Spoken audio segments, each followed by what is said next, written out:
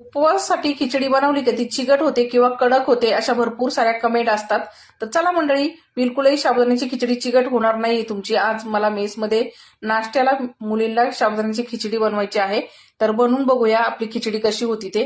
तर इथे बघा, कढईमध्ये खरपूस असे शेंगदाणे भाजून घेऊन भरडा असा कूट करून घेतला. परत शेंगदाण्याचं तेल गरम करून घेतलं कढईमध्ये आणि त्यामध्ये बटाटा टाकून व्यवस्थित परतून घ्यायचा. बटाटा मात्र स्वच्छ धुवून घ्यायचा, म्हणजे खिचडीना चिकट होणार नाहीये. बटाट्याचा स्टार्च काढून टाकायचा चांगला.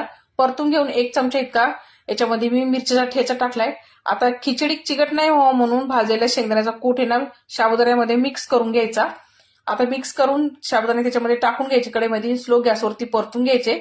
चवीनुसार मीठ टाकायचं. परत एकदा व्यवस्थित मिक्स करून घ्यायचं. झाकण देऊन चांगली खिचडी वाफवून घ्यायची. झाकण काढून मिक्स करून घ्यायची. तयार झाली मोकळी सुटसुटीत साबुदाण्याची खिचडी. तुम्ही कशी बनवता ती कमेंटमध्ये नक्की सांगा. या खिचडी खायला तुम्ही पण. भेटूया पुढच्या व्हिडिओमध्ये. धन्यवाद.